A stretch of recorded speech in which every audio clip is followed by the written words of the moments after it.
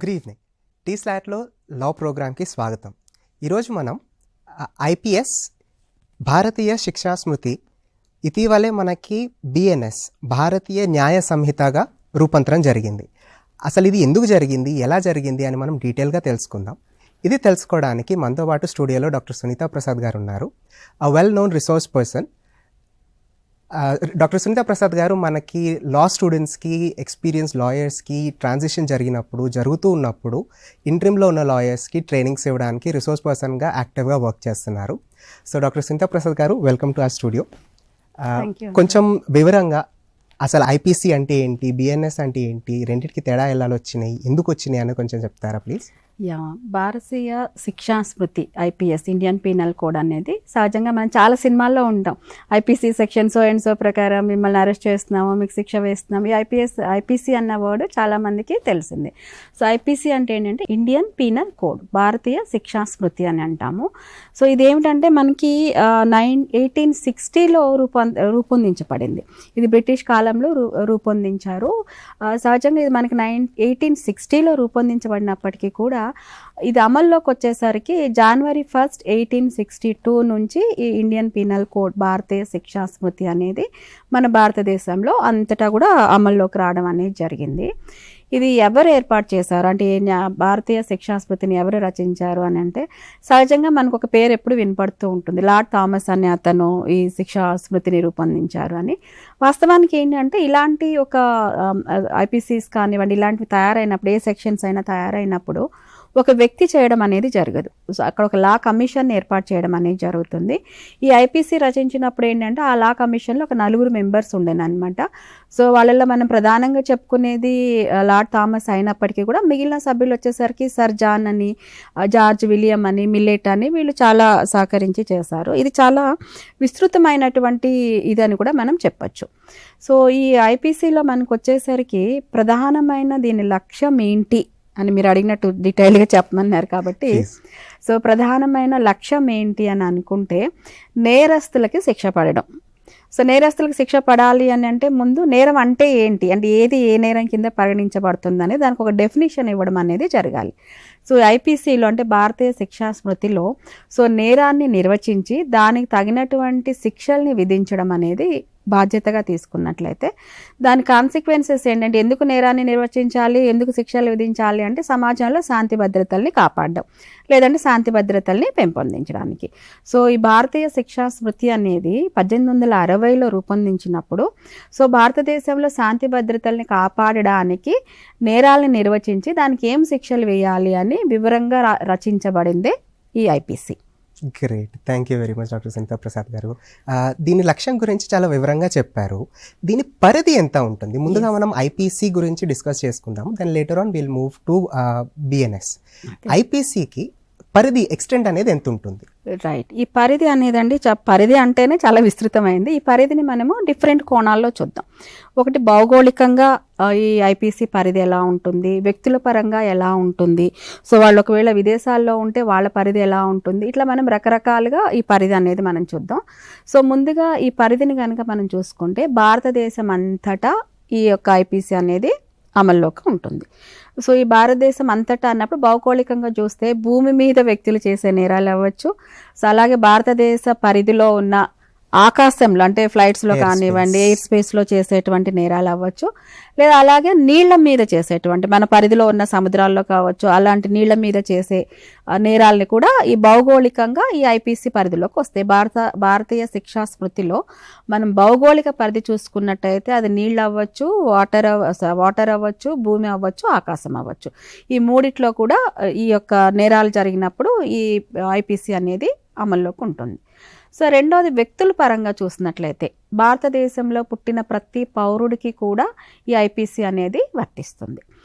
అలాగే విదేశీయులు ఎవరైనా మన భారత గడ్డ మీద వాళ్ళు కనుక ఏమైనా నేరాలు చేస్తే వాళ్ళకు కూడా ఈ ఐపీసీ అనేది వర్తిస్తుంది. భారత గడ్డ అంటే నాట్ ఓన్లీ ల్యాండ్ భారతదేశంలో ఉన్న వాటర్ అవ్వచ్చు, ఎయిర్లో స్పేస్లో ఎయిర్లో అవ్వచ్చు. సో విదేశీయులు కూడా మన భారతదేశంలో వాళ్ళు కనుక నేరాలు చేసినట్లయితే వాళ్ళకి కూడా ఇది వర్తిస్తుంది. అట్లాగే మన సినిమాల్లో చాలా చోట్ల వింటాం, చట్టం ముందు అందరూ సమానమే, స్త్రీలు లేదు, పురుషులు లేదు, ఆ కులం లేదు, ఈ రేస్ లేదు, అలాగే ఉద్యోగస్తులు లేదు, ప్రైవేట్ వాళ్ళు లేదు. మన భారతదేశంలో నివసిస్తున్న ప్రతి ఒక్కళ్ళు ఆడ అవ్వచ్చు, మగ అవ్వచ్చు, ఉద్యోగస్తులు అవ్వచ్చు, ఉద్యోగస్తులు కాకపోవచ్చు, ప్రతి ఒక్కళ్ళకి కూడా ఈ చట్టం అనేది వర్తిస్తుంది. సో ఇప్పుడు మనము భౌగోళికంగా చూసాము, వ్యక్తుల పరంగా పరిధి ఏమిటి అనేది చూసాము. అట్లాగే భారతీయులు కనుక వేరే దేశంలో వెళ్ళి అక్కడ నేరాలు చేశారనుకోండి, వాళ్ళకి కూడా ఈ ఐపీసీ అనేది వర్తిస్తుంది. భారతీయులు వేరే దేశం వెళ్ళారు, అక్కడ తప్పులు చేశారు, నేరం చేశారు, ఆ దేశ చట్ట ప్రకారం వాళ్ళు శిక్షింపబడినప్పటికీ కూడా మళ్ళీ వాళ్ళు తిరిగి మన దేశానికి వచ్చినప్పుడు ఐపీసీ కింద వాళ్ళని నేరస్తులుగా పరిగణించి మళ్ళీ వాళ్ళని ఈ ప్రాసెస్లోకి తీసుకురావడం అనేది జరుగుతుంది. కొన్ని దేశాల్లో ఆల్రెడీ అక్కడ శిక్ష అనుభవించేశారు కాబట్టి ఇక్కడ శిక్ష ఉండదు అని కొన్ని దేశాలకు ఉంది, కానీ అది కూడా త్రూ ఐపీసీ కింద వాళ్ళు ప్రాసెస్ అయ్యి వీళ్ళు ఇక్కడ మనకి నేరస్తులు కాదు అనేటువంటి ఒక జడ్జిమెంట్కి రావాల్సిన అవసరం అయితే ఉంటుంది. అట్లాగే మన భారతీయ నౌకలు కానివ్వండి, మన భారతీయ విమానాలు కానివ్వండి, ఎయిర్ స్పేస్ కానివ్వండి, వీళ్ళు మన దేశ పరిధిలో కాకుండా వేరే దేశ పరిధిలో అంటే గగనస్థలంలో భారత పరిధిలోకి రాని వేరే ప్లేస్లో, మన ఇండియా పరిధిలోకి రాని సముద్ర జలాల్లో మన భారతీయ నౌకలు కానీ మన భారతీయ విమానాలు కానీ దాని లోపట ఏదైనా నేరం చేశారనుకోండి, అది కూడా ఐపీసీ పరిధిలోకి వస్తుంది. అది మన దేశ పరిధిలో లేకపోవచ్చు, కానీ ఆ స్పేస్ వాళ్ళు నిలబడినది అయితే మన విమానాల్లో మన నౌకల్లో కాబట్టి అందులో జరిగినటువంటి నేరాలు కూడా మన ఐపీసీ పరిధిలోకి వస్తాయి.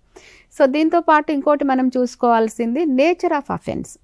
ఎలాంటి నేరాలు ఈ చట్ట పరిధిలోకి వస్తాయి, ఐపీసీ పరిధిలోకి వస్తాయి అని కనుక మనం చూసినట్లయితే వ్యక్తుల మీద చేసేటువంటి నేరాలు, ఒక వ్యక్తిని హత్య చేయడం కానీ, గాయపరచడం కానీ, వాళ్ళని అపహరించడం కానీ, వాళ్ళ మీద అత్యాచారాలు చేయడం, ఒక వ్యక్తి మీద చేసేటువంటి నేరాలు ఈ చట్ట పరిధిలోకి వస్తాయి.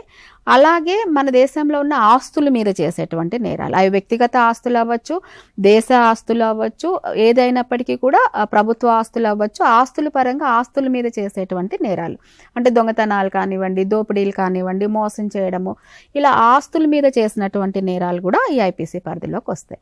అట్లాగే దేశద్రోహం అని చెప్పి మనం వింటూ ఉంటాం, దేశం గురించి తప్పుగా మాట్లాడడం లేదా దేశానికి దేశ రక్షణకి కానీ భద్రతకి కానీ సంబంధించి చేసినటువంటి అంటే భద్రతకి రక్షణకి ఆటంకం కలిగించేలాగా ఏమైనా చేస్తే కూడా అవి కూడా ఈ ఐపీసీ కిందకి వస్తాయి. అట్లాగే ప్రశాంతతని విఘాతం చేసేటువంటి కార్యక్రమాలు కూడా అంటే మనం ఏమంటాము గుంపులుగా చేసేటువంటివి సంఘ విద్రోహ చర్యలు ఉంటాం కదా, సో అవి కూడా ఈ ఐపీసీ పరిధిలోకి వస్తాయి. ఫైనల్గా నైతికతకు సంబంధించి ఎలాంటి డ్యామేజెస్ చేసేటువంటి యాక్టివిటీస్ కూడా మన నేరాల పరిధిలో చూసుకుంటే కనుక నైతికతకు ఇబ్బంది కలిగించేటువంటివి కూడా ఈ పరిధిలోకి రావడం అనేది జరుగుతుంది. ఇంకొకటి ప్రతిదానికి కూడా కొన్ని ఎగ్జంప్షన్స్ ఉంటాయి. సో అట్లాగే ఈ పరిధిలోకి రాని నేరాలు కూడా కొన్ని ఉన్నాయి. సో ఏదైతే మనకి ఇప్పుడు దాకా మనం భౌగోళికంగా చూసాము, నేరాల పరంగా చూసాము, వ్యక్తుల పరంగా చూసాము, ఇలా చూసినప్పటికీ ఇంకా ఏవైతే ఈ చట్ట పరిధిలోకి రానివి అంటే ఎలాంటి తప్పులు చేసినా సరే వీళ్ళకి మనం ఐపీసీ వర్తించదు అనేది కూడా దీంట్లో ఉన్నాయి అన్నమాట. సో దాంట్లో మనకి ప్రధానంగా ఒక 4 అంశాలు చెప్తాం. ఒకటి 7 years లోపు ఉన్నటువంటి బాలబాలికలు ఎలాంటి నేరాలు చేసినా సరే వాళ్ళకి శిక్ష పడడం అనేది ఐపీసీ పరిధిలోకి వాళ్ళు రారు. రెండవది వచ్చేసి మానసిక రుగ్మతలు ఉన్నవాళ్ళు అంటే మానసిక స్థితి సరిగా లేని వాళ్ళు ఎలాంటి నేరాలు చేసినా సరే ఈ ఐపీసీ కిందకు వచ్చి వాళ్ళకి శిక్ష పడేటువంటి అవకాశము లేదు. ఇంకొకటి వచ్చేసి సెల్ఫ్ డిఫెన్స్లో, ఇది మనం చాలా సినిమాల్లో సరదాగా చూస్తూ ఉంటాము, నా సెల్ఫ్ డిఫెన్స్ కోసం కొట్టాను, సెల్ఫ్ డిఫెన్స్ కోసం చేశాను అని. సో ఇలా సెల్ఫ్ డిఫెన్స్ కోసం అంటే తనని తాను రక్షించుకోవడానికి, తనని కాపాడుకోవడానికి చేసేటువంటి చర్యల్ని కూడా అది ఎదుటి వాళ్ళకి నష్టం కలిగించినప్పటికీ కూడా నన్ను నేను రక్షించుకోవడానికి చేశాను కాబట్టి అనేటువంటి ఇదిలో చేసినటువంటి నేరాలు కూడా ఈ చట్ట పరిధిలోకి ఐపీసీ పరిధిలోకి రావు. ఇంకొకటి ఏంటంటే వృత్తిపరంగా చట్టబద్ధతగా చేసేటువంటి పని లైక్ మనకి డిఫెన్స్ వాళ్ళు అవ్వచ్చు, పోలీస్ వాళ్ళు అవ్వచ్చు, అంటే ఒక చట్ట పద్ధతిలో అంటే చట్ట పద్ధతి కోసం విధి నిర్వహణలో చేసేటువంటి నేరాలు కూడా దీని కిందకి రావన్నమాట. ఇదేంటంటే మనకి చాప్టర్ 5లో జనరల్ ఎగ్జామ్షన్స్ కింద మనకి ఐపీసీలో పేర్కొనడం అనేది జరిగింది. సో ఈ రకమైనటువంటి ఈ 4 సందర్భాలు లేదా 4 వ్యక్తులు అవ్వచ్చు, 4 సిచ్యువేషన్స్ అవ్వచ్చు, వీళ్ళు ఐపీసీ కిందకి వచ్చి వాళ్ళకి శిక్ష పడకుండా ఉండడానికి మన ఐపీసీ అనేది భారతీయ శిక్షా స్మృతి అనేది వాళ్ళకి ఎగ్జామ్షన్ ఇవ్వడం అనేది జరిగింది. సో ఇండియన్ పీనల్ కోడ్ మనకి ఎప్పటి నుంచో ఉంది. It has a vast established jurisdiction అనొచ్చు లేదా ఎక్స్టెంట్ అనొచ్చు.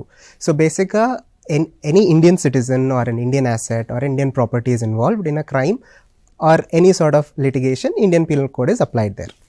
అది చాలా క్లియర్గా చెప్పారు. Thank you very much.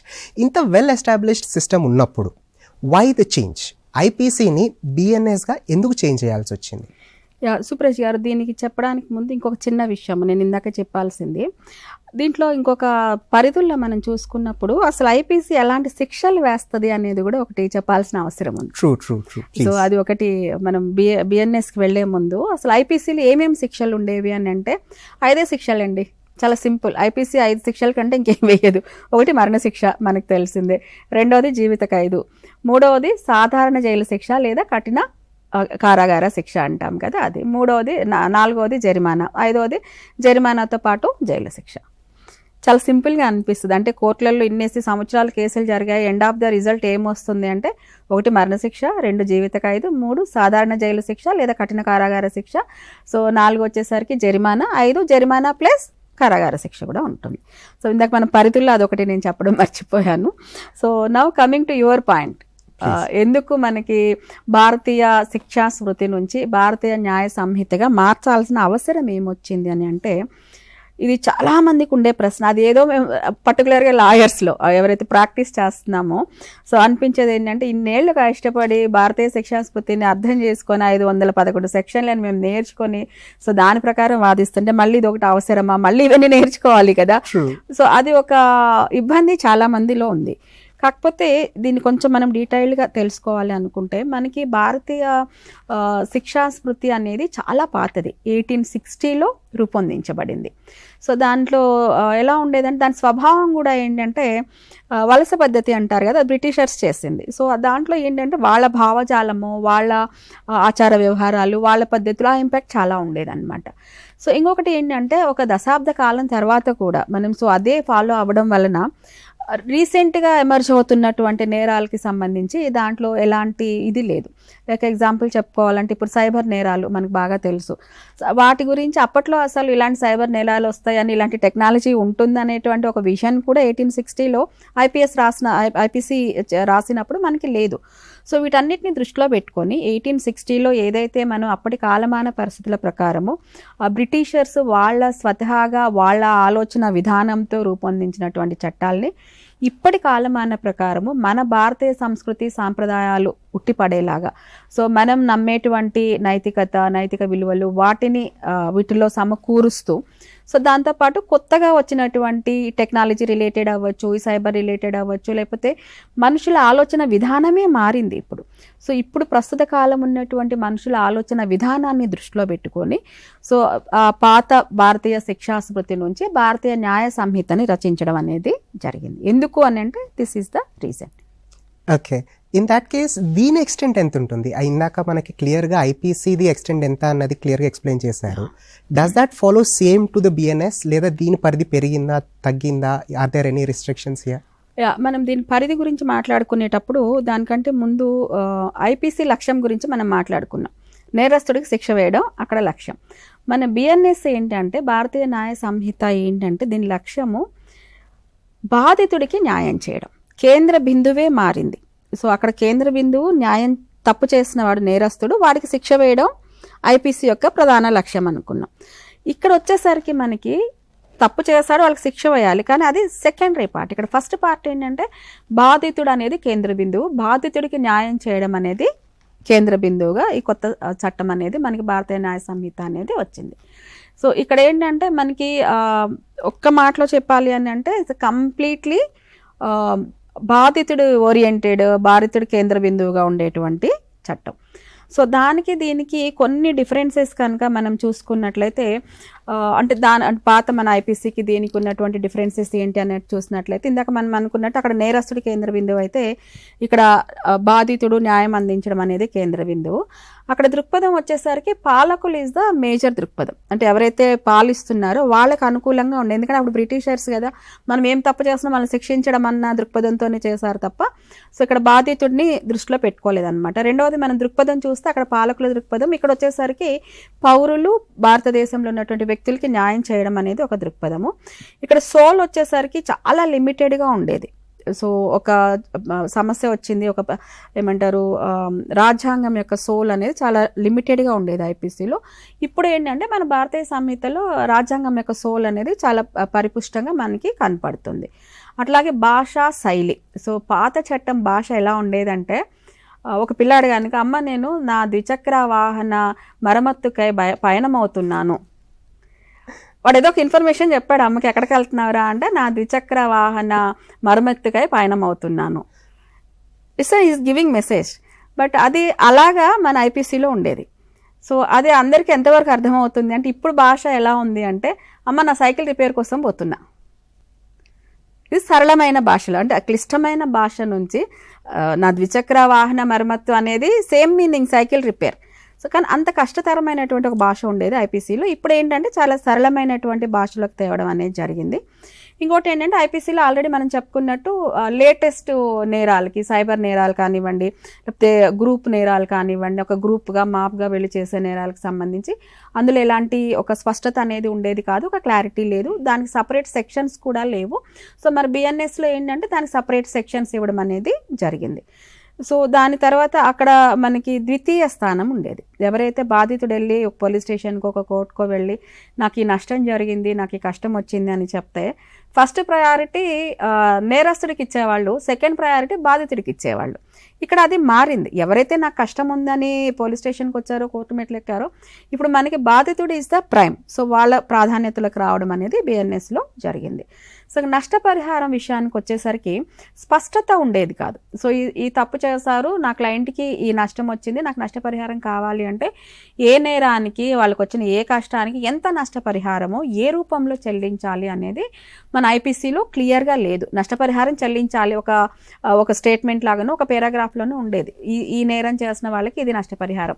అది ఎంత అనేది ఆ డిస్క్రిప్షన్ జడ్జెస్ మీద డిపెండ్ అయి ఉండేదన్నమాట. కానీ ఇప్పుడు ఏమైందంటే మన భారతీయ న్యాయ సంహితలో ఈ నష్టపరిహారం అనేది చాలా క్లియర్గా, చాలా సరళమైనటువంటి భాషలో మెన్షన్ చేయడం అనేది జరిగింది. ఇంకా తర్వాత అంశం వస్తే మహిళలకి పిల్లలకి సంబంధించినటువంటి చట్టాలు మన ఐపీసీలో చాలా తక్కువ ఉండేవి, అంటే క్లియర్గా ఉండేది కాదు. సో ఈ యొక్క నేరం కనుక మహిళ చేస్తే తనకి ఎలాంటి శిక్ష ఉండాలి, లేదు ఈ యొక్క నేరం మహిళ మీద చేయబడితే, లేదా పిల్లలు కనుక ఈ నేరానికి గురైతే వాళ్ళకి ఎలాంటి శిక్షలు వేయాలి, ఎలాంటి పరిహారాలు ఇవ్వాలి అనేది మన ఐపీసీలో ఉమెన్కి చిల్డ్రన్కి రిలేటెడ్ సపరేట్ చట్టాలు అనేవి ఉండేవి కాదనమాట. అంటే మనకు తెలిసింది ఆ రోజుల్లో ఉమెన్ సెకండరీ జనరేషన్గా చూసేవాళ్ళు కాబట్టి వాళ్ళని కేంద్ర బిందువుగా పెట్టుకొని వాళ్ళ కోసం కొన్ని సెక్షన్స్ పెట్టాలి, వాళ్ళకి ఇది ఎలా వర్తించాలనేటువంటి ఆలోచించేటువంటి పరిపక్వత అప్పుడు 1860లో ఎవరైతే మన బ్రిటిషర్స్ మన ఐపీసీని రాశారో అప్పట్లో అంత విస్తృతమైనటువంటి ఆలోచన విధానము లేదు. సో మహిళలు బయటకు వచ్చి నేరాలు చేస్తారు, సో వీళ్ళు కూడా నేరస్తుల్లో నిలబడే ఒక ఛాన్స్ ఉంది అని ఆలోచించే స్టేజ్ కూడా అప్పట్లో లేదు. సో ఇప్పుడు మన బిఎన్ఎస్లో అంటే భారతీయ న్యాయ సంహితలో ఏం చేశారంటే వీళ్ళకి సపరేట్గా కొన్ని సెక్షన్స్ని క్రియేట్ చేసి మహిళలు ఈ నేరాలు చేస్తే ఇది శిక్ష, లేదు పిల్లలు ఈ నేరాలు చేస్తే ఇది శిక్ష, లేదా మహిళలు ఇలాంటి నేరాలకి గురైతే వీళ్ళు బాధితుల స్టేజ్లో ఉంటే సో వీళ్ళకి ఎలాంటి పరిహారాలు అనేది చాలా క్లియర్గా, అంటే మహిళలకి పిల్లలకి సముచిత స్థానం అనేది ఈ భారతీయ న్యాయ సంహితలు ఇవ్వడం అనేది జరిగింది. ఇంకోటి న్యాయ ప్రక్రియ. సో గతంలో మనకు తెలుసు కోర్టు కేసు అయిందా ఇంకా అది ఎప్పుడుకోవాలి అయ్యేది, మన సచిన కాడికి అవుతుందిలే అంటే వన్స్ కోర్టు కేసు అయ్యింది అంటే నాకు న్యాయం జరుగుతుంది అన్న నమ్మకం, అంటే వెంటనే నాకు న్యాయం జరుగుతుంది అన్న నమ్మకము బాధితుడిలోనూ సన్నగిల్లేది. కేసు ఎవరి మీద పెట్టారో వాళ్ళు కూడా ఇంకా కోర్టు తిరుగుతాం, ఎంతకాలం తిరుగుతాం కానీ ఇప్పుడైతే దా కోర్టుకి వెళ్ళింది కదా, అదొకలాంటి నిర్లిప్తత అని చెప్పలేం కానీ టేక్ ఇట్ ఫర్ ఈజీ. అంటే కోర్టుకి కేసు అంటే నా మీద ఒకళ్ళు కేసు పెట్టారు అన్నప్పుడు పోలీస్ స్టేషన్లో చుట్టూ తిరిగినప్పుడు ఉండే టెన్షన్ కంటే వన్స్ కేసు కనుక కోర్టుకి వెళ్ళింది అంటే ఓకే 10 ఏళ్ళు గ్యారంటీ. అది ఒక అంటే ప్రక్రియ అనేది, న్యాయ ప్రక్రియ అనేది ఐపీసీలో చాలా స్లోగా ఉంటుంది అనేది జనానికి బాగా అలవాటు అయిపోయింది. ఐపీసీలో అదొక అవకాశం ఉండేది అంటే ఎక్కువ ఉండడం వల్ల రైట్. ఒకసారి లాంచ్ అయిన తర్వాత ఎఫ్ఐఆర్ అయిన తర్వాత కోర్టుకి వెళ్ళాలి, కోర్టుకి వెళ్ళిన తర్వాత బెంచ్కి రావాలి, బెంచ్కి వచ్చిన తర్వాత జడ్జి ఉండాలి, జడ్జి ఉన్న తర్వాత లాయర్స్ ఉండాలి, పీపీ ఉండాలి. ఈ రెడ్ టేప్ అంతా కట్ షార్ట్ చేస్తూ BSN exactly. So yes exactly, ఈ రెడ్ టేపిజం అనండి ఈ ప్రాసెస్ అంతా కూడా కట్ ఆఫ్ చేయడం అనేది మనకి కొత్త భారతీయ న్యాయ సంహితలో రావడం అనేది జరిగింది. దీనివల్ల ఏంటంటే న్యాయం తొందర జరుగుతుంది. సో జీవితకాలం కోర్టు చుట్టూ ఒకసారి కేసు అయింది కదా, ఇది జనంలో పోవడానికి ఇది బాగా పనికొస్తుంది అనమాట. సో ఇక్కడ ఏంటంటే వలస దృక్పథం అంటే అందులో ఉన్న చట్టాలు అన్నీ కూడా ఏంటంటే సెక్షన్స్ అన్నీ కూడా ఏంటంటే విదేశీ సంస్కృతిని విదేశీ భావజాలం మీద ఆధారపడి ఉండేది. ఈ వలస భావజాలం అనేది ఐపీసీ మీద చాలా ఉంది. ఇప్పుడు భారతీయ న్యాయ సంహితలో ఏంటంటే ఖచ్చితంగా మనము లా కమిషన్ మొత్తం ఎవరైతే ఇది తయారు చేశారో బిఎన్ఎస్ వాళ్ళందరినీ కూడా చేతులెత్తి నమస్కరించండి. అంటే మన భారతీయ తత్వం ఎంత ఉట్టిపడుతుందంటే ఇప్పుడు బిఎన్ఎస్లో ఆ నేరాన్ని నిర్వచించడంలోనే, అంటే ఇది నేరం మన ప్రతి నేరాన్ని కూడా నిర్వచిస్తారు మన దీంట్లో. సో పాత నిర్వచనానికి అంటే ఐపీసీలో ఉన్న నిర్వచనానికి ఇప్పుడు కొత్తగా మన బిఎన్ఎస్లో ఉన్న నిర్వచనానికి చూస్తే భారతీయ తత్వం ఇలా ఉట్టిపడుతూ ఉంటుంది అనమాట. సో అంటే మనం కొత్త చట్టంలో మన భారతీయ న్యాయ సంహితలో భారతీయ తత్వాన్ని, భారతీయ మట్టి వాసన అంటారు కదా, ఆ స్మెల్తో ఆ ఇదితో మన కొత్త చట్టం అనేది ఉందన్నమాట. సో ప్రజల దృక్పథానికి వస్తే ఇందాక ఆల్రెడీ మనం మాట్లాడుకున్నాం, ఐపీసీ అనేది జీవితకాలం పట్టేటువంటి ఒక ప్రక్రియ. ఐపీసీని బేస్ చేసుకొని కోర్టులకు వెళ్తే it will take long time అనేది ఉండేది. ప్రజలకి ఏంటంటే నమ్మకం కూడా తగ్గిందండి కోర్టుల మీద, వీటి మీద. ఏంటంటే ఎప్పుడైతే ఇది ఎక్కువ టైం తీసుకుంటుందో దానివల్ల ప్రజలకు కొంచెం నమ్మకం తగ్గింది ఐపీసీ మీద. ఇప్పుడు బిఎన్ఎస్ ఏదైతే ఉందో దీనివల్ల ఏంటంటే ప్రజల్లో న్యాయ వ్యవస్థ మీద నమ్మకం పెంచడానికి, ప్రజలకి ఒక ఏమంటారు ఒక విశ్వాసాన్ని, దృఢ విశ్వాసాన్ని కల్పించడం అనేది ఒక ఇదిగా మనం తీసుకోవడం అనేది జరిగింది. ప్రధానంగా పోలికలు అంటే ఈ విధంగా మనం చెప్పొచ్చు ఐపీసీకి బిఎన్ఎస్కి. ఓకే, ఫాలోయింగ్ టు దాట్ ఉమెన్కి చిల్డ్రన్కి సెక్షన్స్ అనేది స్పెసిఫిక్ ఇక్కడ చేయడం జరిగింది అంటారు. Would you like to speak on that topic? Yeah, దానికంటే ముందు ఇంకొక చిన్న విషయము,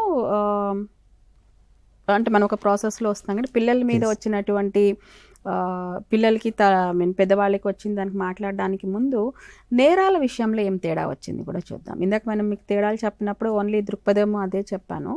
సో నేరాల విషయం అంటే ఎలాగో మనకి టార్గెట్ అంటే మన టార్గెట్ ఆడియన్స్ లా స్టూడెంట్స్ వీళ్ళు కాబట్టి ఒక చిన్న విషయం యాడ్ చేస్తాను. సో దీంట్లో ఏంటంటే కొన్ని సెక్షన్స్ని తీసేశారు. సో మనకి ఏదైతే మన ఐపీసీ ఉందో ఇండియన్ పీనల్ కోడ్లో ఉన్నటువంటి చట్టాలు కొన్నింటిని మన బిఎన్ఎస్ఎల్లో తీసేశారు. సో యాక్చువల్గా మనకి భారతీయ శిక్షాస్మృతి ఐపీసీలో ఏంటంటే 511 సెక్షన్లు ఉండేవి.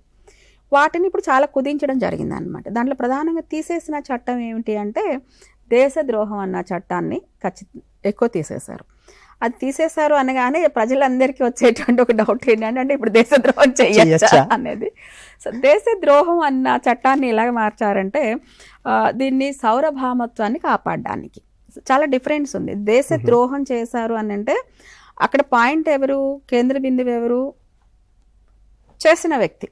సో అంటే అక్కడ నేరస్తుడు ప్రధాన బిందువు, అక్యూజ్డ్. సో ఇక్కడ ఏంటంటే ఈ కొత్త చట్టంలో నష్టపోయింది దేశ భద్రత, దేశంలో ఉన్న ప్రజలు నష్టపోయారు. సో అంటే కేంద్ర బిందువు మారింది, చట్టం పేరు మారింది, చట్టం ఒక నిర్వచనం మారింది తప్ప సో ఇలాంటి దేశద్రోహానికి సంబంధించినటువంటి చర్యలు పాల్పడిన వాళ్ళకి మన బిఎన్ఎస్ఎల్లో కూడా కఠినమైనటువంటి శిక్షలు ఉన్నాయి. దానికి సంబంధించినటువంటి ఏ మార్పు లేదు. బట్ కేంద్ర బిందువును మారుస్తూ ఈ సెక్షన్ని మార్చడం అనేది జరిగింది. ఇంకోటి కొత్త చట్టాలు ఇందులో ఏమొచ్చినాయి అనేది మనం చూస్తే కనుక మాబ్ లించింగ్ అంటారు కదా, అంటే గ్రూప్గా చేసేటువంటి నేరాలు. మనకి ఇంతకుముందు ఏముండేదంటే ఒక 10 మంది వెళ్ళి ఒక అబ్బాయి మీద పడి కొట్టారు అనుకోండి, అబ్బాయి చనిపోయాడు అనుకోండి, ఆ గ్రూప్లో అందరు కొట్టారు, నేను కొట్టిన దెబ్బకే చచ్చిపోయాడని గ్యారంటీ ఏంటి, సో నాకు శిక్ష పడదు అని ఎవ్వరి మటుకు వాళ్ళు చాలా అంటే గ్రూప్లో చేసినటువంటి వాటికి శిక్షలు ఉండవు. లేదు ఒక ధర్నాలో లేకపోతే ఇవి అజిటేషన్స్ జరిగినప్పుడు ఒక బస్ తగిలిపెట్టారు ఒక 10 మంది స్టూడెంట్స్ వెళ్ళి. సో ఏంటంటే మాకెవరికి శిక్ష పడదు, మేము 10 మంది కదా, నా వల్లనే బస్సు తగలబడింది అని నాకు శిక్ష వేసే ఛాన్స్ ఉండదు, కేసు కొట్టేస్తారు. ఇలాంటి కొన్ని అపోహలు ఉండేవి అనమాట. సో ఐపీసీలో ఏంటంటే ఆ లిమిటేషన్ కూడా ఉన్నింది కొంచెం, కాదని చెప్పలేము. సో అంటే గ్రూప్గా జరిగింది, ఎవరిని శిక్షించాలి. సో మనకు ఒకటి ఉండేది, నేరస్తుడు తప్పించుకున్నా పర్లేదు కానీ తప్పు చేయని వాడికి శిక్ష పడకూడదు అనేటువంటి ఒక ఇది ఉండేది. సో దాంతో ఏంటంటే ఈ మాబ్ బ్లీచింగ్ జరిగినప్పుడు దానికి కరెక్ట్గా ఎలాగా అనేది లేదనమాట. బిఎన్ఎస్ మన భారతీయ న్యాయ సంహితలు ఏంటంటే దానికి క్లియర్గా చాలా అంటే ఇట్లాంటి సంఘటిత ఇవి జరిగినప్పుడు ఎవరిని ఎలా శిక్షించాలి, ఎవరిని ఎలా తీసుకోవాలనేది చాలా డీటెయిల్గా ఇవ్వడం జరిగింది.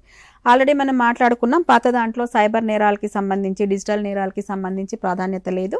సో ఇప్పుడు కొత్త మన భారతీయ న్యాయ సంహితలో దానికి స్థానం ఇవ్వడం జరిగింది.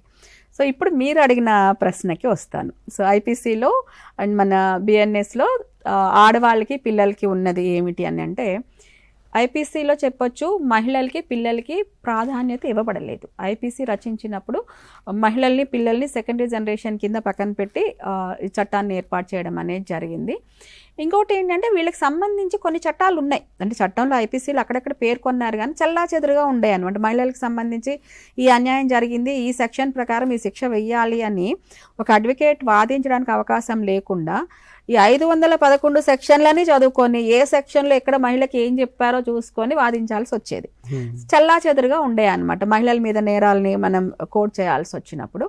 ఇప్పుడు ఏం చేశామంటే బిఎన్ఎస్లో భారతీయ న్యాయ సంహితలో వీటన్నిటిని ఏకీకృతం చేసి మహిళలకు సంబంధించినటువంటి నేరాలన్నిటిని ఒక ప్లాట్ఫామ్ మీదకి తీసుకొచ్చి ఇక్కడ శిక్షలు కూడా కఠినతరం చేశారు.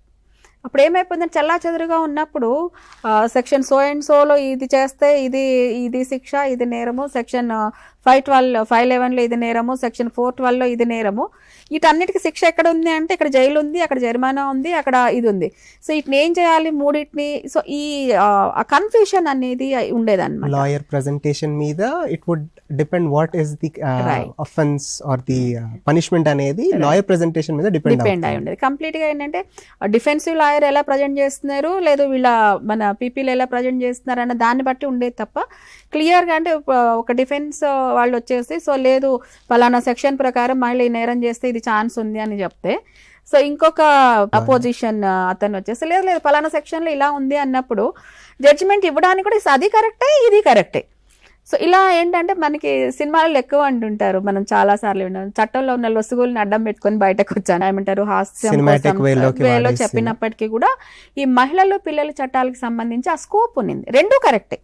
సో రెండు కరెక్ట్ అయినప్పుడు జడ్జిమెంట్కి రావడానికి ఏమవుద్ది, ఇంకొక వే వెతుక్కొని రావాల్సిన పరిస్థితి వస్తుంది. సో ఇలా కాలయాపన కూడా ఎక్కువ జరిగేది. సో ఇప్పుడు ఏం చేశారంటే ఈ కొత్త మన బిఎన్ఎస్లో మహిళలకు సంబంధించినటువంటి చట్టాలన్నింటినీ ఏకీకృతం చేసి ఒక ప్లాట్ఫామ్ మీదకి తీసుకొచ్చి ఒక క్లియర్గా ఏమంటారు క్లియర్ అంటారు కదా, అంత క్లియర్గా దీనికి ఇది శిక్ష, దీనికి ఇది అనేది చాలా క్లియర్గా ఇవ్వడం అనేది జరిగింది. ఇంకోటి పిల్లల దగ్గరికి వచ్చేసరికి అసలు పిల్లల నేరాల మీద చాలా పరిమితమైన దృష్టి అండి.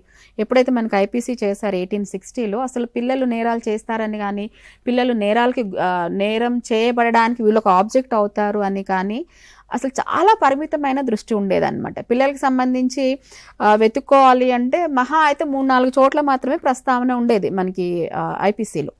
సో ఇప్పుడు వచ్చేసరికి విస్తృతమైనటువంటి స్థాయి వీళ్ళకి ఇవ్వడం జరిగింది. సో రక్షణ పార్ట్లో పర్టికులర్గా ఏంటంటే బాధితుడికి రక్షణ కల్పించడం, పిల్లలు కనుక బాధితుల యొక్క స్థానంలో ఉంటే అంటే నేరానికి వేరే వాళ్ళు వీళ్ళ పట్ల నేరం చేస్తే వీళ్ళని రక్షించడానికి కాపాడడానికి చాలా విస్తృతమైనటువంటి రక్షణ కల్పించడం అనేది జరిగింది. ఒకవేళ పిల్లలే కనుక నేరస్తులైతే, సో పిల్లలు నేరస్తులుగా ఉన్నప్పుడు కూడా వాళ్ళని రక్షించడానికి కూడా భారతీయ సంస్కృతి సాంప్రదాయాలని ఇక్కడ చాలా దృష్టిలో పెట్టుకొని రచించడం అనేది జరిగింది. ఎందుకంటే ఈరోజు పిల్లలే రేపటి పౌరులు అంటాం, నెక్స్ట్ 20 years తర్వాత మన సమాజం ఎలా ఉండబోతుందంటే ఈ రోజున్న పిల్లలు. సో ఈ రోజున్న పిల్లలు ఇలాంటి ఒక నేరాలకి పాల్పడినప్పుడు సో వాళ్ళని శిక్షించడం ప్రధానమా, వాళ్ళల్లో మార్పు తీసుకురావడం ప్రధానమా అనేది కూడా ఈ పిల్లలకి సంబంధించి పర్టికులర్గా ఈ బిఎన్ఎస్లో మనకి రచించినప్పుడు కొత్తగా మనం రూపాంతరం చెందించినప్పుడు పిల్లలకి సంబంధించి విస్తృతమైనటువంటి రక్షణ అన్న కోణంలోనే ఇది ఎక్కువగా చేయడం అనేది జరిగిందనమాట. ఇంకా మూడవది వచ్చేసరికి లైంగిక నేరాలు. ఈ లైంగిక నేరాలు అనేది 1860లో మాట్లాడడం అనేది తప్పు అనేటువంటి ఒక వ్యవస్థ ఉన్నింది. ఎగ్జాక్ట్లీ. సో అలాంటి స్థితిని ఈ రోజు ఏంటంటే సాంప్రదాయ నిర్వచనాలు, అప్పట్లో ఏంటంటే లైంగిక నేరాలు అంటే ట్రెడిషనల్గా ఏదైతే మాట్లాడతామో అవే డెఫినేషన్స్ ఉండేవి. సో ఇప్పుడు ఏంటంటే ఆధునిక పద్ధతుల్లో ఆధునిక సమాజం ఎలా ఆలోచిస్తుందో, సైంటిఫిక్ వేలో ఇప్పుడు అనాలిసిస్లు ఎలా పెరిగాయో దాన్ని దృష్టిలో పెట్టుకొని ఆధునిక నిర్వచనాలు ఈ లైంగిక నేరాలకు ఇవ్వడం అనేది జరిగింది. ఒకప్పుడు ఆ లైంగిక నేరాలకి సంబంధించి కోర్టుకి వెళ్ళాలంటే మహిళలు చాలా భయపడేవాళ్ళు.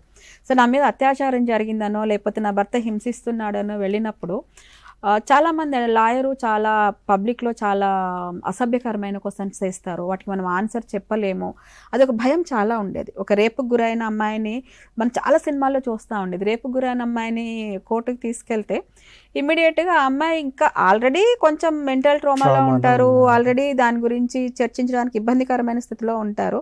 సో వాళ్ళని ఇలాంటి ప్రశ్నలు వేస్తే వాళ్ళు ఇంకా సంకుచించే స్థాయికి వెళ్ళి కేసు విత్డ్రా చేసుకుంటారు. సంథింగ్ అలాంటి ఒక దృక్పథం మనకి సాంప్రదాయ పద్ధతిలో ఐపీసీలో ఉండేది. ఇప్పుడు బిఎన్ఎస్లో ఏంటంటే ఇలాంటి ప్రశ్నలు అడగకూడదు, ఇలాంటి ప్రశ్నలు అడగాలి, ఇలాంటి ప్రశ్నలు అడగాలంటే ప్రైవేట్గా అడగాలి, కెమెరా ముందు అడగాలి.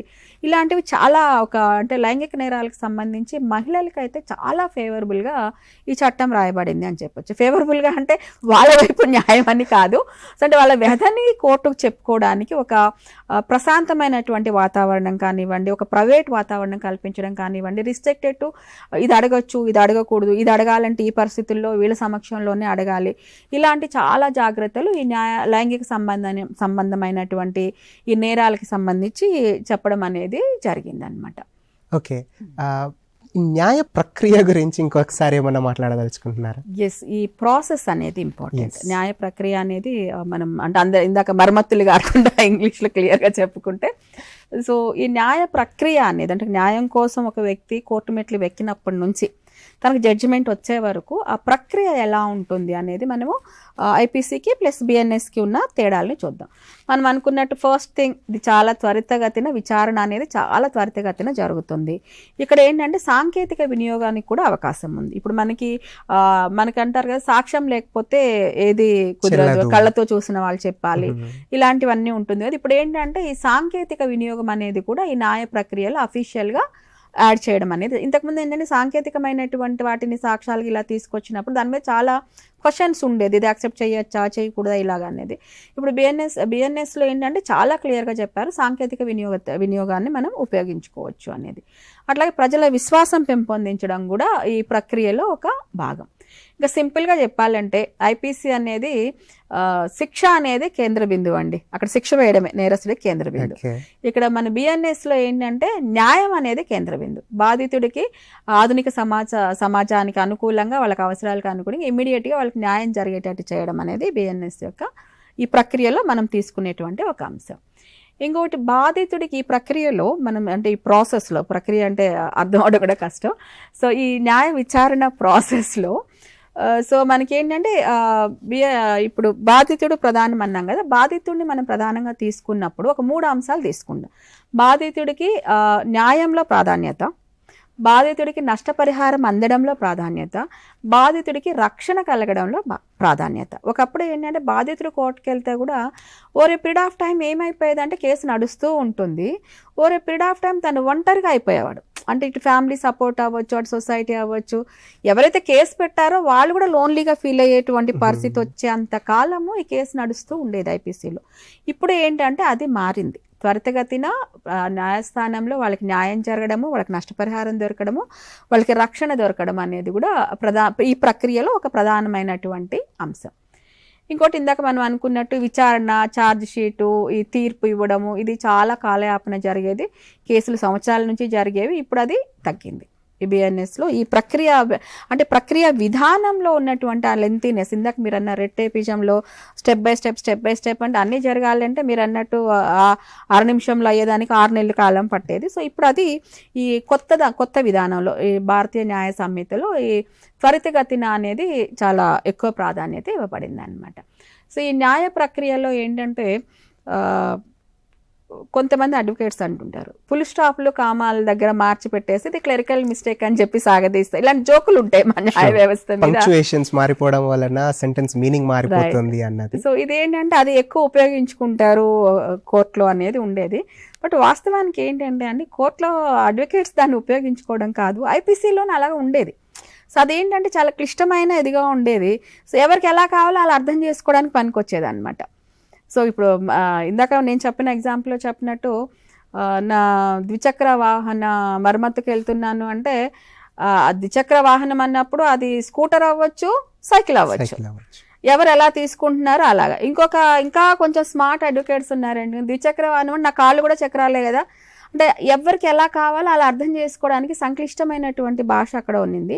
ఇప్పుడు చాలా సరళంగా, చాలా క్లియర్గా, స్పష్టంగా చెప్పడం అనేది జరిగింది అన్నమాట. స్పెక్యులేషన్ అన్నది ఇందులో తీసేయడం జరిగింది. ఇంకొకటి ఏంటంటే ఇప్పుడు ఒక కేసు పెట్టారు లేదా ఒక చట్టం గురించి ఒక ఎగ్జాంపుల్ ఒక సెక్షన్ని చెప్పినప్పుడు అది పోలీసులకి, కోర్టులకి, ప్రజలకి ఒకేలా అర్థమయ్యేలాగా ఈ చట్టాన్ని రూపొందించడం జరిగింది.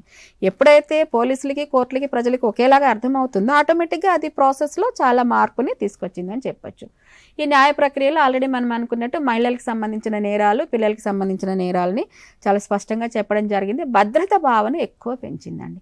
ఈ భారతీయ న్యాయ సంహిత ఏంటంటే పిల్లలకి, మహిళలకి ఓకే నేను కోర్టుకు వెళ్తే నాకు న్యాయం జరుగుతుంది, నా తరపున నన్ను ఇంకా నేను క్లిష్ట పరిస్థితుల్లోకి వెళ్లకుండా, నేను ఇంకా కుంచుకుపోకుండా నాకు న్యాయం చేస్తుంది, కోర్టులు నాకు భద్రత కల్పిస్తాయి అన్న ఒక స్థాయిలో దీని కొత్త ప్రక్రియలో ఆ భావన అనేది మనం కలిగించగలుగుతున్నాము. సో ఈ న్యాయ ప్రక్రియలో ఇంతకుముందు మనకి లేనిది మాబ్ లించింగ్ అనేది ఇంతకుముందు చట్టాల్లో లేదని చెప్పుకున్నాము. అలాగే గ్యాంగ్ రేపులకి సంబంధించి కూడా, గ్యాంగ్ నేరాలు ఒక రేప్స్ అనే కాదు, ఒక గుంపుగా చేసినటువంటి వాటికి సంబంధించి మనకి ఐపీసీలో పెద్దగా లేదు. ఇప్పుడు దాని మీద చాలా క్లియర్గా, చాలా గుంపుగా చేసిన నేరాలకి కూడా వాటికి సంబంధించిన శిక్షల గురించి క్లియర్గా ఈ న్యాయ ప్రక్రియలో ఇప్పుడు వాటిని చేర్చడం అనేది జరిగింది.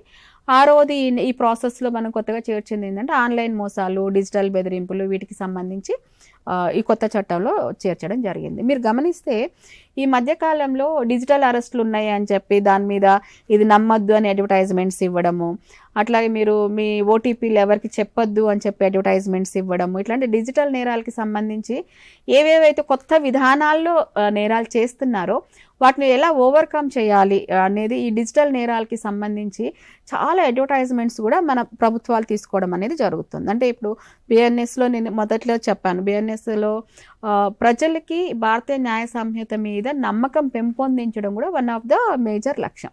సో ఆ లక్ష్యాన్ని దృష్టిలో పెట్టుకొని సో డిజిటల్ నేరాలు ఎలా జరుగుతున్నాయి, వాటిని ఎలా ఓవర్కమ్ చేయాలి అనేసి ఇప్పుడు న్యాయశాఖ వాళ్ళు కూడా అడ్వర్టైజ్మెంట్స్ ఇవ్వడం అనేది కూడా మనకు జరుగుతూ ఉంది. ఇది కూడా న్యాయ ప్రక్రియలో భాగంగా, న్యాయ ప్రక్రియ ఇప్పుడు ఎలా ఉంది, మన కొత్త చట్టం వచ్చిన తర్వాత ఎలా ఉంది అనేది ప్రజలకు తెలియచేయడానికి చేస్తున్నటువంటి ఒక ప్రక్రియ. ఇంకొకటి ఏంటంటే ఐపీసీ ఉన్న రోజుల్లో మనం ఈ న్యాయ ప్రక్రియలో పోలీస్ డిపార్ట్మెంట్ మీద చాలా ఎక్కువ అభియోగాలు చేస్తూ ఉండేవాళ్ళం. సో వాళ్ళు మ్యానిపులేట్ చేస్తారని కానివ్వండి, అధికార దుర్వినియోగం చేస్తారు పోలీస్ డిపార్ట్మెంట్ వాళ్ళు అని, సో వాళ్ళు అంటే ప్రాసెస్ని క్లియర్గా చెప్పరు అని, ఇట్లా పోలీస్ డిపార్ట్మెంట్ మీద ఎక్కువగా మనము నిందించడానికి ఒక అవకాశం ఐపీసీలో ఎక్కువ ఉన్నింది. ఇప్పుడు భారతీయ న్యాయ సంహితలో ఏంటంటే పోలీస్ డిపార్ట్మెంట్ని నిందించడానికి అవకాశమే లేదు. ఎందుకంటే ప్రక్రియ మొత్తాన్ని చాలా క్లియర్గా, స్పష్టంగా ఎక్స్ప్లెయిన్ చేశారు. ఇంకోటి ఏంటంటే అధికార దుర్వినియోగానికి చాలా అడ్డుకట్టలు పడ్డాయి. ఎప్పుడైతే ప్రాసెస్ మొత్తము పోలీసులకి, న్యాయ వ్యవస్థకి, సామాన్య ప్రజలకి ఒకేలాగా అర్థమైందో ఇంకా అక్కడ అధికార దుర్వినియోగానికి ఛాన్స్ లేదు. సో ఇంకొకటి ఏంటంటే వాళ్ళ మీద ఉన్నటువంటి ఒక అపోహ, ఒక నింద ఏంటంటే పోలీసులు అనగానే అమ్మో పోలీసుల దగ్గరికి వెళ్తే వాళ్ళు అధికార దుర్వినియోగం చేస్తారని వాళ్ళ మీద ఒక బ్లాక్ స్పాట్ పెట్టడం అనేది చాలా ఎక్కువ ఉండేది. వాళ్ళు చేస్తారా లేదని పక్కన పెడితే వాళ్ళ మీద putting a finger on the department చేయడం అనేది కామన్ గా చాలా అయిపోయింది. సో ఈ కొత్త న్యాయ ప్రక్రియలో ఏంటంటే దానికి ఫుల్ స్టాప్ పెట్టారని చెప్పొచ్చండి. అధికార దుర్వినియోగానికి అస్సలు కంప్లీట్గా అడ్డుకట్ట వేశారు. ప్రక్రియని, ఈ ప్రాసెస్ని చాలా ఓపెన్ అప్ చేయడం వల్ల ఏంటంటే అసలు వాళ్ళ మీద పుట్టే ఫింగర్ అనే దానికి ఛాన్స్ లేకుండా అయిపోయింది ఈ ప్రాసెస్లో.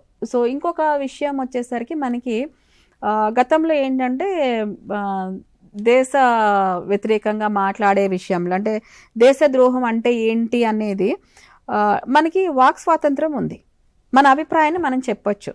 కానీ దేశానికి సంబంధించి దూషించడం కానీ, నిందించడం కానీ చేసినప్పుడు అది దేశద్రోహం కిందకు వస్తుంది అనేటువంటి ఒక ఇది కూడా ఉందన్నమాట. ఈ రెండింటిని బ్యాలెన్స్ చేస్తూ, అంటే ఒక దేశం, నా దేశం మీద నాకు ఏదైనా వ్యతిరేక ఒక భావన ఉన్నప్పుడు నేను అది వ్యక్తపరచడానికి నాకు వాక్ స్వాతంత్రం ఉంది. నా రాజ్యాంగం నాకు ఇచ్చింది. But in the same time నేను ఏది అంటే వ్యతిరేకంగా ఏది మాట్లాడినా కూడా నేను శిక్షార్హురాలిని అనేటువంటి ఒక భావన కూడా ఉండేది.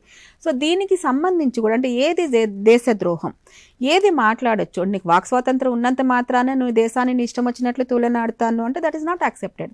ఇన్ ద సేమ్ టైం నాకు నా దేశంలో జరుగుతున్నటువంటి ఒక అన్యాయాన్నో లేదా జరగకూడని ఒక విషయాన్నో నేను మాట్లాడడానికి నాకు అర్హత లేదు అనడం కూడా అది రాజ్యాంగ వ్యతిరేకం అవుతుంది.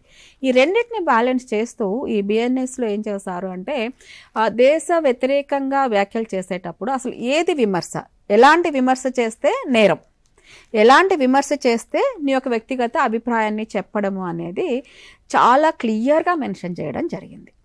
సో నీ దేశం గురించి నీ అభిప్రాయాన్ని నీకు చెప్పే రైట్ని ఇస్తూ నీ అభిప్రాయాన్ని చెప్పడం వేరు, విమర్శించడం వేరు. విమర్శించడం వేరు, ఒక నెగటివ్ ముద్ర వేయడం వేరు. సో ఇప్పుడు ఏమైందంటే మన దేశ ఏమంటారు స్వేచ్ఛకి కానీ, మన దేశ రక్షణకి కానీ, మన దేశం యొక్క గౌరవానికి కానీ, దేశంలో ఉన్న పౌరుల యొక్క రెస్పెక్ట్కి కానీ నష్టం జరగనంత వరకు సో ఎలాంటి అభిప్రాయాన్నైనా మనం చెప్పడానికి అవకాశం ఉంది. But in the same time so మన దేశం యొక్క శాంతి భద్రతలకు కానీ, మన దేశం యొక్క గోప్యత అంటారు కదా, కొన్ని చెప్పకూడనివి ఉంటాయి. సో అలాంటి వాటికి సంబంధించినవి కానీ మాట్లాడడం అనేది నేరం. సో దానికి సంబంధించి కూడా చాలా క్లియర్గా ఈ ప్రాసెస్లో, బిఎన్ఎస్ ప్రాసెస్లో చెప్పడం అనేది జరిగింది. Who is Ravi? సో అంటే కొత్త దానికి పాత దానికి తేడా ఏమిటి అనేది చెప్పడానికి సహజంగా అంటే మన లాయర్స్కి కానివ్వండి, లేదు ఆల్రెడీ స్టూడెంట్స్కి కానివ్వండి, రవి స్టోరీ ఒకటి చెప్తూ ఉంటాం అనమాట. ఈ ఒక చిన్న స్టోరీతో ఏంటంటే ఐపీసీకి బిఎన్ఎస్కి ఉన్న తేడాని క్లియర్గా చెప్పచ్చు. ఇదంటే రవి అనేది ఇది ఒక ఫస్ట్లో ఏదో ఒక ఎగ్జాంపుల్గా చెప్పాము. ఇది త్రూ అవుట్ కంట్రీ ఇప్పుడు ఏమైపోయిందంటే ఏదైనా ట్రైనింగ్ అని కానీ, లాయర్లకి ట్రైనింగ్ అనగానే, లేదు స్టూడెంట్స్కి ట్రైనింగ్ అని కానీ, హూ ఈజ్ రవి అనేది ఒక ఇది అయిపోయింది. సో ఫర్ ఎగ్జాంపుల్ అంటే సామాన్య ప్రజలకు అర్థమయ్యేటట్టు చెప్పాలంటే ఒక సామాన్యమైనటువంటి మధ్యతరగతి వ్యక్తి ఏదో చిన్న వ్యాపారం చేసుకుని ప్రశాంతంగా ఆయన లైఫ్ ఆయన గడుపుతున్నాడు. ఒకరోజు నైటు ఒక 10 మంది వచ్చి గుంపుగా వచ్చి స్టూడెంట్సో లేదు ఇంకొక వాళ్ళు ఒక 10 మంది వచ్చి ఆయన మీద దౌర్జన్యం చేసి దెబ్బలాడి కొన్ని సామాన్లు పట్టుకొని వెళ్ళిపోయారు. This is the story. ఈయన పోలీస్ స్టేషన్కి వెళ్ళాడు. రాత్రి ఒక 10 మంది వచ్చి నన్ను ఇక్కడ గొడవ చేసి నా షాప్లో కొన్ని తీసుకెళ్లారు అని. ఈ సిచ్యువేషన్ని ఐపీసీ రోజుల్లో ఎలా చూసేవాళ్ళు, ఇండియన్ పీనల్ కోడ్ అంటే భారతీయ శిక్షా స్మృతి అమల్లో ఉన్నప్పుడు ఎలా చూశారు, భారతీయ న్యాయ సంహిత ఉన్నప్పుడు ఎలా చూస్తున్నారు అనేది కొంచెం అంటే ఈ చిన్న స్టోరీ ద్వారా మనం క్లియర్గా అర్థం చేసుకోవడానికి ట్రై చేద్దాం. సో గతంలో ఐపీసీలో అయితే ఇది వెళ్ళగానే పోలీస్ స్టేషన్లో కేసు పెట్టగానే వాళ్ళు ఏం చేసేవాళ్ళు అంటే ఏదో కొట్టుకున్నారు అని, ఏదో చిన్న కొట్లాటలాగా దాన్ని మెన్షన్ చేయడం జరిగేది. కేసు తీవ్రత అక్కడ తగ్గిపోయింది. ఎందుకంటే అప్పుడు మనకి గుంపు నేరంకి ఒక సెక్షన్ లేదు కాబట్టి కొట్టుకున్నారు అన్న దాని దగ్గరనే అయిపోయింది. సో అక్కడే ఆ సంఘటన అనేది కొంచెం సింప్లిఫై అయిపోయింది. సో విచారణ టైంకి వచ్చేసరికి ఇక్కడ ప్రతి నిందితుడి పాత్ర స్పష్టంగా నిరూపించడం కష్టం. అప్పట్లో ఏంటంటే అది డిఫికల్ట్గా ఫీల్ అయిపోయేవాళ్ళు. కేసు సంవత్సరాల తరబడి నడిచేది. Over a period of time ఏమయ్యేదంటే అసలు బాధితుడికి నేను ఎందుకు కేసు పెట్టాను అని మర్చిపోయే పరిస్థితి వచ్చేదానిది కూడా ఉండేదన్నమాట. సో పాత పద్ధతిలో కనుక మనం చూసుకుంటే బాధితుడికి వైద్య ఖర్చులు అందడం కానివ్వండి, పని నష్టం కానివ్వండి, సో ఆయనకి నష్టపరిహారం కానివ్వండి, ఎలా ఇవ్వాలి, ఎంత ఇవ్వాలి అనేది ఒక స్పష్టత అనేది ఐపీసీలో లేదు. దానివల్ల ఏమయ్యేదంటే న్యాయం ఆలస్యమయ్యేది, బాధితుడికి ఒక నిరాశ వచ్చేది. బాధితుడికి సంబంధించిన వాళ్ళు ఎవరైతే ఈ కేసు గురించి వింటారో, అబ్బా రవిగాడు కేసుకి వెళ్ళాడా 10 ఏళ్ళు అయిందిరా, ఊరికే వాడు షాప్లో కూర్చున్నా పోయేది, ఆ కేసు కోర్టు చుట్టూ తిరిగి వాడి టైం అంతా వేస్ట్ అయిపోయింది. ఇలా ఏమైందంటే న్యాయ ప్రక్రియ మీద కూడా ఒక నెగటివ్ ఇది అనేది చుట్టుపక్కల ఉన్న వాళ్ళకి వచ్చేదన్నమాట. సో అదే కనుక మనము ఒక మాటలో చెప్పాలంటే నేరం గుర్తించడం అనేది సాధారణ దాడిగా ఉండేది. అదే కనుక ఇప్పుడు మనం కొత్త చట్టంలో చూసుకుంటే మాప్ నేరం కింద దానికి సపరేట్ ఒక సెక్షన్ ఉంది. ఆ సెక్షన్ కింద పెట్టినప్పుడు ఏంటంటే క్లియర్గా తనకి ఒక వాట్ యు వాంట్ అనేది క్లియర్గా తెలిసేది. బాధితుడి స్థానం అక్కడ పక్కకి వెళ్ళిపోయేది. ఎందుకంటే గుంపుగా వచ్చి కొట్టుకోవడం అనేది అయింది తప్ప అక్కడ ప్రాధాన్యత కేంద్ర బిందువు రవి కాదు. మన బిఎన్ఎస్లో ఏంటంటే కొట్టుకోవడం, మాబొచ్చి కొట్టడం అనేది సెకండరీ, కేంద్ర బిందువు హూ ఇస్ ఎఫెక్టెడ్ రవి అనే అతను మనకి కేంద్ర బిందువుగా ఉండేవాడు. పరిహారం ఎంత ఇవ్వాలి ఏంటి అనేది మనకి ఐపీసీలో అస్పష్టంగా ఉండేది. ఇప్పుడు మన బిఎన్ఎస్లో ఏంటంటే ఈ అబ్బాయికి హెల్త్ ఖర్చుల కోసం ఇంత, లేదు మన పని Property నష్టమైనందుకు ఇంత, ప్రాపర్టీ డ్యామేజ్కి ఇంత, తన మెంటల్ స్ట్రెస్కి ఇంత అనేది ఇది క్లియర్గా స్పష్టంగా ఉందన్నమాట మనకి ఇప్పుడు పరిహారము అనేది. ఇంకా కేసు యొక్క జరిగేటువంటి డ్యూరేషన్ చూసుకుంటే గతంలో ఐపీసీలో చాలా డ్యూరేషన్ ఉండేది, ఇప్పుడు చాలా తొందరగా జరుగుతుంది. ఒక్క ముక్కలో చెప్పాలంటే ఐపీసీకి కేంద్ర బిందువు నేరస్తుడు, బిఎన్ఎస్లో అంటే భారతీయ న్యాయ సంహితలో కేంద్ర బిందువు బాధితుడు. ఒక్క ముక్కలో చెప్పాలంటే అక్కడ శిక్షించడం ప్రధానం, ఇక్కడ న్యాయం చేయడం అనేది ప్రధానం. ఓకే, ఐపీసీలో ఉన్న ప్లస్ పాయింట్స్ని తీసుకొని దాన్ని మోడిఫై చేస్తూ మోడర్న్ కల్చర్కి, మోడర్న్ క్రైమ్స్కి, మోడర్న్ ఇష్యూస్కి అడ్రస్ చేస్తూ లేటెస్ట్గా ప్రజెంట్ చేసింది బిఎస్ఎన్, భారతీయ న్యాయ సంహిత అని మనం తెలుసుకోవడం జరిగింది. Thank you very much. ఇది కంక్లూడ్ చేయడానికి in simple terms how would you like to conclude? Conclusion అంటే అండి, స్టూడెంట్స్కి కూడా ఇది ఒక రకంగా చెప్పాలి అంటే కొన్ని సెక్షన్స్ పేర్లు మారాయి. ఇది 2023-24 మధ్యలో మనకి బిఎన్ఎస్ అని వచ్చినప్పటికీ కూడా ఇప్పటికి కూడా కొన్ని రీసెంట్గా వచ్చిన కోర్టు సీన్లు ఉన్నటువంటి సినిమాలు ఏమన్నా మనం చూస్తే ఇంకా ఐపీసీని కోట్ చేస్తున్నారు. మనం ఎవరినైనా ఫ్రెండ్స్లో సరదాగా మాట్లాడేటప్పుడు మగపిల్లల్లో కానీ ఆడపిల్లని వాడు ఒట్టి 420 గాడే అనేది ఒక పదం ఉండేది. 420 అంటే ఏంటంటే తను ఇట్లా ఏమంటారు చిన్న చిన్న మోసాలు చేస్తుంటాడు, చీటర్ అనేది. కానీ ఇప్పుడు పాపం 420 అనడానికి లేదండి. ఆ 420ని ఇప్పుడు 316గా మార్చారు. అట్లా ఇప్పుడు చాలా ఏంటంటే ఇప్పుడు హత్య కేసు ఉందనుకోండి, మనకు తెలుసు సినిమాలలో చాలా వింటాం 302 ప్రకారము మరణశిక్ష విధించాం ఇలాంటివన్నీ. సో ఇవన్నీ కూడా సెక్షన్స్ నెంబర్స్ చాలా మారాయి అన్నమాట. సో ఈ సెక్షన్స్ ఏ సెక్షన్ ఎలా మారిందని మనం చెప్పుకోవాలంటే 511 సెక్షన్స్ గురించి చెప్పుకోవాలి. బట్ స్టూడెంట్స్కి ఉపయోగపడేటట్టు 1-2 స్లైడ్స్లో మనం చెప్పడం అనేది జరిగింది. సో దీనికంటే కూడా ఇంకా కొంచెం అన్నిటినీ మనం ఇక్కడ చర్చించొద్దు, కానీ కొన్ని ఇంపార్టెంట్ అంటే ఇప్పుడు సమాజంలో ఉన్న వ్యక్తులకి ప్లస్ అలాగే లా చదువుతున్న స్టూడెంట్స్కి అవసరమైనటువంటి సెక్షన్స్ ఏది ఎటు మారింది, ఎలా మారింది అనేది మాత్రం కొన్ని మనం శాంపిల్గా ముగించడానికి ముందు జస్ట్ క్రిస్పీగా జనరల్ సమాజానికి యాజ్ వెల్ యాజ్ స్టూడెంట్స్కి, అడ్వకేట్స్కి కూడా ప్రాక్టీస్ చేస్తున్న వాళ్ళకి కూడా ఎలా మారిందని ఒక 10 వాటి గురించి మాత్రం సింపుల్గా తెలుసుకుందాం. ఒకటి, రేప్ అనేది ఒకప్పుడు రేప్ జరిగిందని చెప్పడానికి భయపడేటువంటి రోజులు. రేప్ జరిగింది అని అంటే అది ఒక పెద్ద నేరం అని తెలిసినా కూడా తల్లిదండ్రులే అమ్మాయిని ముందు నోరు మీద ఏదో జరిగిందని 10 మందికి చెప్పుకుంటామా, ఈ ఇంపాక్ట్ మీ అక్కల మీద పడుతుంది, వాళ్ళ కుటుంబాల మీద, అలా బయటకు వచ్చేటువంటి సిచ్యువేషన్ ఉండేది కాదు. కానీ ఇప్పుడు దాని గురించి మాట్లాడేటువంటి అట్లీస్ట్ ఆ ధైర్యమైన మన సమాజానికి వచ్చింది. ఇంతకుముందు రేప్ అంటే మనకి 376 యాక్ట్ అనేవాళ్ళము, ఇప్పుడు అది 63గా మారింది.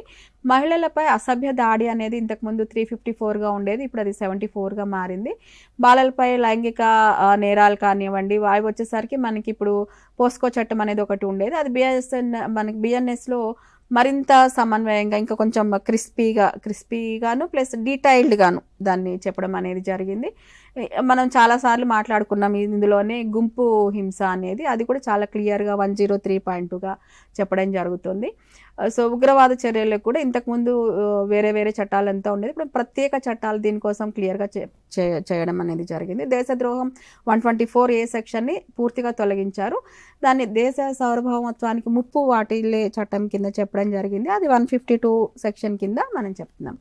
వీటిని ఎందుకు నేను ప్రత్యేకంగా చెప్పానంటే అండి, వచ్చిన మార్పుల్లో ఎక్కువ మార్పు వచ్చినటువంటి చట్టాలు ఇవి ఇప్పుడు సమాజానికి ఎక్కువ అవసరమైనవి కూడా. వీటి గురించి గతంలో అంత ఎక్కువగా మనం కేసులు పెట్టడం జరిగేది కాదు. ఇప్పుడు ఏవైతే నేను లిమిటెడ్గా చెప్పానో ఈ చట్టాలు ఇప్పుడున్న కాలమాన పరిస్థితుల్లో ఇప్పుడు ప్రజలకి దీని మీద పూర్తి అవగాహన తెలుసుకోవాల్సిన అవసరం ఉంది. నా ఇంట్లో జరుగుతుందా, నాకు అవసరమా అనేది కాకుండా ఒక భారతదేశంలో పుట్టిన వ్యక్తిగా నాకు మన భారతీయ న్యాయ సంహిత ఎలాంటి బెనిఫిట్స్ ఇస్తోంది, ఈ చట్టం నాకు ఏం బెనిఫిట్ చేస్తుంది అని ప్రతి మహిళ, ప్రతి పురుషుడు, ఉద్యోగస్తుడైనా, నాన్ ఉద్యోగస్తులైనా, పిల్లలైనా, పెద్దవాళ్ళైనా భారతీయ పౌరురాలిగా, భారతీయ పౌరుడిగా ఇవి మీరు తెలుసుకుంటే చాలా మంచిది అనేది మనకి భారతీయ న్యాయ సంహిత చెప్తున్నటువంటి అంశం అన్నమాట. ఇందులో వచ్చిన కీలకమైన మార్పుల్లో మనం ఆల్రెడీ కొన్ని మాట్లాడుకున్నాము. ఇంకా కొంచెం డీటెయిల్డ్గా ఏమేమి ఉన్నాయి అనేది చూసుకుంటూ కనుక వెళ్ళినట్లయితే మనము 511 సెక్షన్లు ఉన్నదాన్ని ఇప్పుడు 318కి మార్చడం అనేది జరిగిందనమాట. సో దీనివల్ల ఏంటంటే ఒక పెద్ద ప్రశ్న వస్తుంది, 511ని ఇంకా కుదించినప్పుడు ఇంకా అన్ని తగ్గించేశారంటే ఏంటి అంటే, తగ్గించడం అనేది కాదండి, ఏకీకృతం చేస్తాం. చెల్లా చెదురుగా ఉన్నదాన్ని వాటన్నిటిని ఒక దగ్గరికి తేవడము, రిపిటేషన్ ఉన్న వాటిని తొలగించడము అనేది చేయడం అనేది జరిగిందనమాట. సో దీని వలన ఏంటంటే ఈ మనది ఏదైతే కొత్త న్యాయ వ్యవస్థ భారతీయ న్యాయ సంహిత ఉందో ప్రజలకి చాలా ఫ్రెండ్లీగా ఉంది. ప్రజలు ధైర్యంగా నాకు అన్యాయం జరిగింది అనేది కోర్టుల దగ్గరికి వెళ్ళడానికి చాలా అవకాశాన్ని ఇస్తోంది. ఇంకొకటి అతి ముఖ్యమైనది, ఇప్పుడు ఎవరైనా సరే ఇంతకుముందు ఐపీసీ బుక్ తీసుకొని చదివితే అదేదో సంస్కృతమో లాటినో చదివినట్టు ఉండేది. ఇంగ్లీష్లోనే ఉన్నా అది లేదు, ట్రాన్స్లేటెడ్ తెలుగు చదువుతున్నా సరే అదేదో సంస్కృతం చదువుతున్నట్టు లాటిన్ చదువుతున్నట్టు ఒక ఫీలింగ్ ఉండేది. ఇప్పుడు కనుక భారతీయ న్యాయ సంహితని ఒక కామన్ పర్సన్ ఎవరైతే లిటరేట్ ఉన్నారో, చదవడం రాయడం వచ్చిన వాళ్ళు, అది తీసుకొని చదివితే కనుక ఒక జడ్జి గారికి ఎలాగ అర్థమవుతుందో, ఒక న్యాయవాదికి ఎలాగ అర్థమవుతుందో, ఒక పోలీస్ అధికారికి ఎలాగ అర్థమవుతుందో, అలాగే ఒక సామాన్య పౌరుడికి కూడా ఇది అర్థమయ్యేటువంటి సింపుల్ భాషలో ఉంది. ఎప్పుడైతే మనం క్లిష్టమైన పదాలని తీసేసి సరళీకృతం చేసామో ఆటోమేటిక్గా మీకు వర్డ్స్ సంఖ్య తగ్గుతుంది. రెండవది రిపిటేషన్ ఉన్న వాటన్నిటిని కూడా తొలగించడం అనేది జరిగింది. సో రిపిటేటివ్గా ఉన్నవి. మూడవది డెఫినేషన్స్ ఎక్కడైతే ఉన్నిందో, అంటే ప్రతి నేరానికి మనకి ఏంటంటే ఐపీసీలో కానివ్వండి, బిఎన్ఎస్లో కానివ్వండి, ప్రతి నేరానికి ఒక ఇది డెఫినేషన్ ఇవ్వడం అనేది జరిగేది. గతంలో ఉన్న డెఫినేషన్స్ ఏంటంటే చాలా క్లిష్టంగా ఉండేవి. అది అర్థం చేసుకోవాలంటే మళ్ళీ పక్కన ఒక డిక్షనరీ పెట్టుకోవాలన్న స్టేజ్ ఉండేది. సో దాని నుంచి ఇప్పుడు సరళీకృతం చేసే నేరాలను నిర్వచించినప్పుడు ఏమైపోయిందంటే సింప్లిఫై అయిపోయింది కాబట్టి అది కొంచెం కుదించుకోవడం అనేది అయింది. సో రిపీటెడ్గా ఉన్న వాటిని తగ్గించినప్పుడు ఆటోమేటిక్గా మీకు నెంబర్ అనేది తగ్గింది. సో దీనివల్ల ఏంటంటే ఇప్పుడు భారతీయ న్యాయ సంహిత అనేది చాలా ఏమంటారు సింపుల్గా అర్థం చేసుకోవడానికి ఉంది. గతంలో లా చదివారంటే అబ్బా లా చదివారా అని ఒక అంటే లా చదవడం చాలా కష్టమైన అంశంలాగా ఉండేది. ఈవెన్ సరదాగా స్టూడెంట్స్ కూడా మాట్లాడుకుంటున్నప్పుడు లా చదువుతున్నాడు అంటే వీడు లాజికల్గా ఆలోచిస్తారని కొన్ని సెటర్లు వేస్తే కూడా వీడు 511 సెక్షన్స్ గుర్తుపెట్టుకోవాలి. సో వీడికి మెమరీ అంతా దానికే పోతుంది కాబట్టి ఇంట్లో అంటే లాయర్ల మీద కొన్ని అడ్వకేట్స్ మీద కొన్ని జోక్స్ ఉంటాయి. సో మీమ్స్ కానీ ఏంటంటే భార్య 4 రకాల కూరగాయలు తెమ్మంటే 2 తెస్తాడు అని మర్చిపోతాడు. ఎందుకంటే 511 సెక్షన్లు గుర్తుపెట్టుకున్నాడు, ఇక మెమరీకి ప్లేస్ లేదు. సో అలాంటివన్నీ కూడా ఇప్పుడు ఏంటంటే తగ్గింది. ఇంకోటి ఇంతకుముందు లా చదవడం అంటే చాలా కష్టమైన సబ్జెక్ట్ అనే ఒక ఫీలింగ్ స్టూడెంట్స్కి ఉండేది. టు బి ఫ్రాంక్, ఎస్ నేను కూడా యాక్సెప్ట్ చేస్తాను. ఒక న్యాయ వ్యవస్థలో ఉన్నటువంటి సెక్షన్స్ అన్ని అర్థం చేసుకొని చదవడం అనేది కష్టమే కాదు అని అనను. కానీ ఇప్పుడు మార్చినటువంటి విధానంలో మన భారతీయ న్యాయ సంహిత రూపాంతరం చెందిన తర్వాత, అంటే ఐపీసీ ఏదైతే బిఎన్ఎస్గా రూపాంతరం చెందిన తర్వాత మాత్రం లా స్టూడెంట్స్కి అరటిపండు వలిచి పెట్టడం అంటారు కదా, అలాగా చాలా సింపుల్గా మీరు అర్థం చేసుకోవడానికి చాలా క్లియర్గా ఉంది. సో అలాగే నేరాలని కూడా నిర్వచించడంలో కానివ్వండి, దానికి ఏం శిక్షలు పడతాయి అనేది కానివ్వండి కూడా చాలా సులభంగా ఉంది. ఇంతకుముందే నేను చెప్పాను మనకి ఐపీసీలో ఓన్లీ శిక్షలు 5, మరణశిక్ష, లేదు కారాగార శిక్ష, సాధారణ అండ్ కఠిన శిక్ష, జరిమానా అండ్ దిస్ బోత్, ఇవి మాత్రమే ఉండేది. బిఎన్ఎస్లో కూడా అవే ఉన్నాయి, కానీ ఎక్కడ కన్ఫ్యూషన్ లేదు. సో నేను ఈ సెక్షన్లో ఈ పాయింట్ పట్టుకొని జడ్జి గారి ముందు నేను ప్రజెంట్ చేస్తే అపోనెంట్ వేరే సెక్షన్లో వేరే పాయింట్ తీసుకొచ్చి దీన్ని ఇలా క్రాస్ చేస్తారు. సో అప్పుడు ఏమవుతుంది, ఇంత ఆలోచించాల్సిన అవసరం ఇప్పుడు లేదు. ఆ కన్ఫ్యూషన్కి ఇప్పుడు ఛాన్స్ లేదు. ఒక సెక్షన్ కింద కేసు పెట్టారు అంటే ఆ సెక్షన్కి సంబంధించి ఎలాంటి యాక్టివిటీకి ఎలాంటి శిక్ష ఉంది అనేది ఆ సెక్షన్ పరిధిలోనే దాన్ని ఏకీకృతం చేయడం జరిగింది. కాబట్టి ఇప్పుడు స్టూడెంట్స్కి లా చదువుతున్న స్టూడెంట్స్కి చాలా ఈజీగా మీరు అర్థం చేసుకోవచ్చు, చట్టాలని చాలా ఈజీగా గుర్తుపెట్టుకోవచ్చు. ఒక మంచి పేరు తెచ్చుకున్న అడ్వకేట్గా మీరు మంచి గుర్తింపు తెచ్చుకోవడానికి కూడా ఇప్పుడున్నటువంటి బిఎన్ఎస్ అనేది మీకు చాలా సహకరిస్తుంది. Great, thank you very much doctor Sunita Prasad గారు. మనకి ఐపీసీ నుంచి బిఎన్ఎస్కి చేంజ్ అయినప్పుడు ఏం మార్పులు వచ్చినాయి, మనకి సిటిజన్స్కి, లాయర్స్కి, జ్యుడిషియల్ ప్రాసెస్కి ఎలా వర్తిస్తుంది అన్నది చాలా డీటెయిల్గా చెప్పారు. Thank you very much. This calls for the end of the show. ఇంతటితో మన లా ప్రోగ్రామ్ ఎండ్ అవుతుంది. మరో అంశంతో టీసాట్లో మళ్ళీ కలుద్దాం.